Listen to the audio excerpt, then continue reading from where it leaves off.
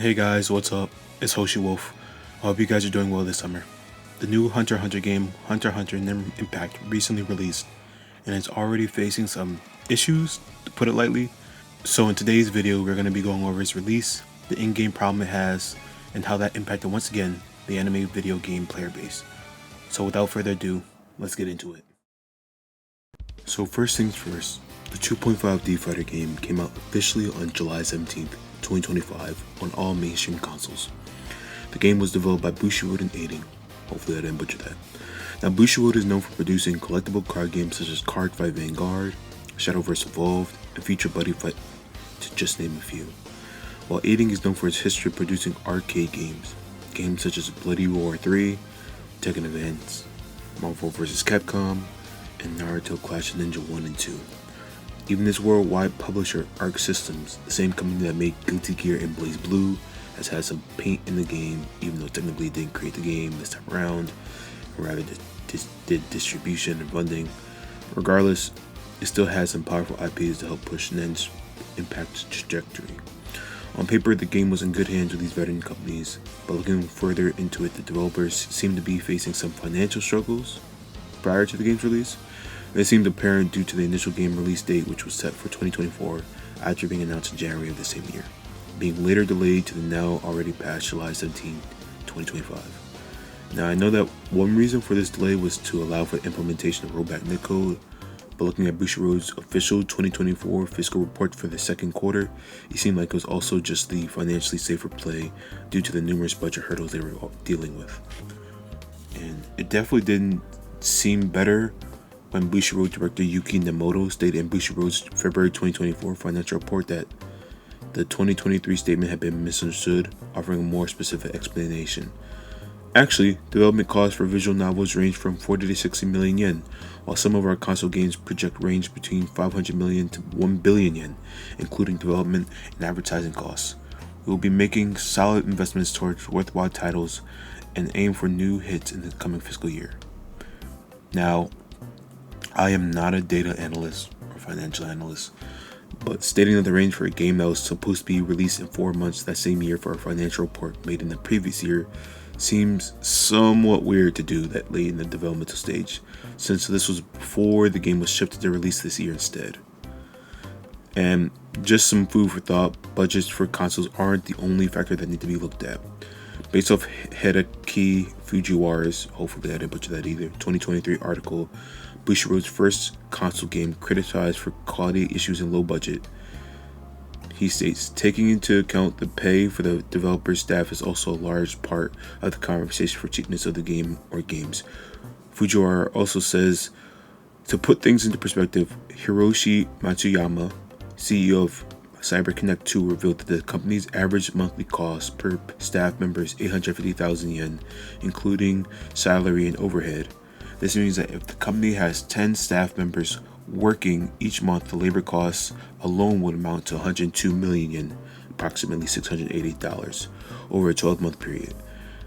That said, monthly labor costs vary from company to company, and the development periods of Bushiroad's games are unknown. They may have a lower man-hour set point. He also goes on to state more factors if you want to read on the screen. Dating back to 2023, Nen Impact already was facing some worrisome players with the potential for low budget, and that honestly was fair with the quality of games we have received in the past couple years. JJK, Jump Force, My Hero games.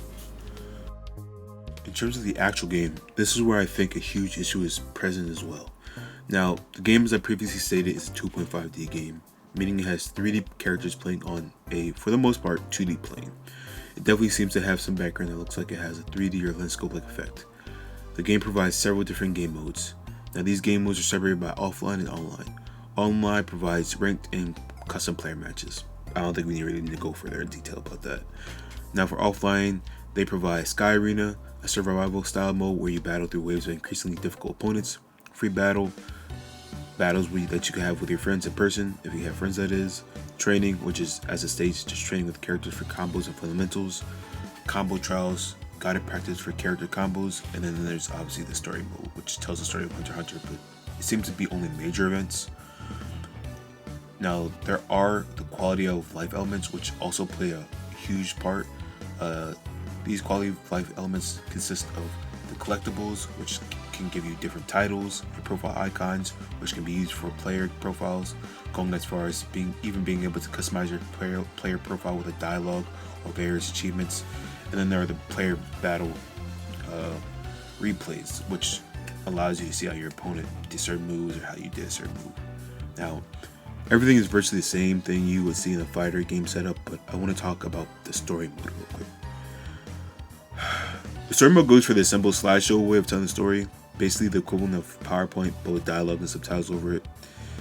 It's similar to the previous games that you've seen in the past, anime-wise, that also went the slideshow route.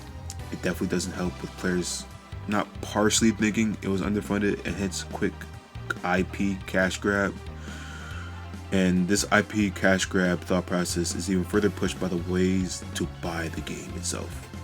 Now, previously I stated that the game was released on July 17th, but if you went with a pre-order purchase, the pre-release date was July 15th. So you can, in theory, play it, but that's only possible if you purchase the correct bundle.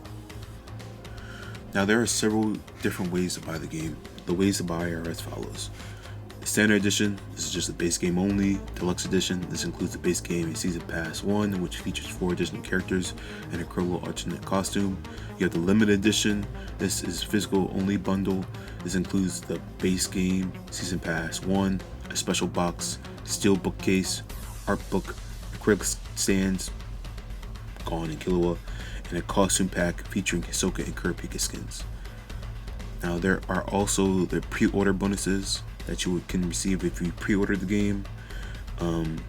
These pre-order bonuses are as follow: Nintendo Switch pre-order bonus, Gone alternate color, PlayStation 5 pre-order bonus, Killua alternate color and early access rights, and then there's a Steam pre-order bonus, which is Hisoka alternate color and early access rights.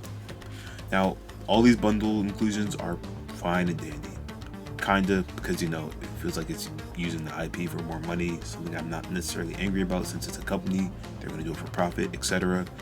Except for if it weren't for the issues with the game itself. As far as my knowledge is aware of, the game has several key issues. These issues include TOD, aka Touch of Death, bad netcode, and then the issues with the small player base. In terms of small player base, there are about 200 members, which is not normal for a first day release for an anime game that has a strong IP title. That's just not heard of. And I think part of that is because of the first two things I just listed. The TODs are something that is to be expected in a fighting game at some point, these touch of death kills, but I didn't expect this or this or this. However, I really want to focus on the bad netcode. The game developers pushed back its release date a year in order to make sure the netcode is on point. So I'm unsure of what happened. I'm unsure of how this issue occurred. It seems like, if anything, the netcode should have been on point, and I just don't know if there was complications during the process, or I can't even give you like a genuine reason what I could think could be for this bad netcode issue on the release date.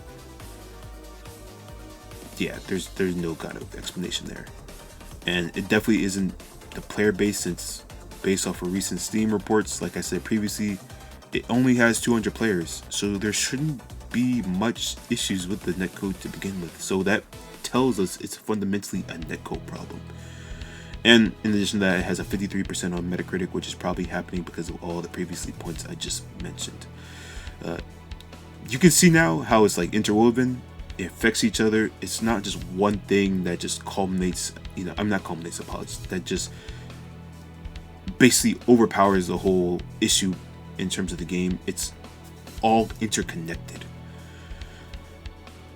And I think that's the problem I have with anime games now. It just seems like a ring around for something that's not cared for to the extent it should have. Originally, I made it in part of this video that gave my thoughts on it, but I felt somewhat lackluster since this has happened so many times with so many other anime titles. And I'm burnt out, man. I'm over it. We have TODs, we have bad netcode, we have small player bases that are due to, the bundles that are out the wazoo in terms of price. it's just a plethora of things, and I'm burned out. This is probably like around my, I want to say, 5th anime game that I've tried to actually do content on, and I'm over it. And I think a lot of people are too. But I want to get back to my point. This is not a review for the game. I'm not trying to dissuade you or anyone from purchasing the game. This is just an analysis of what is happening in the game in general, with the game, and what led to its current issues. I just wanted to put it out there. I hope y'all enjoy it. Anyway, this has been your boy Hoshi Wolf. I'm currently working on my last Sparking Zero vid, so look out for that in the coming future.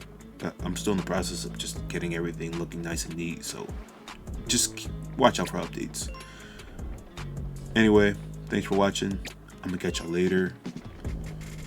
Please hit that sub, like button, notification bell. You already know the drill. Peace.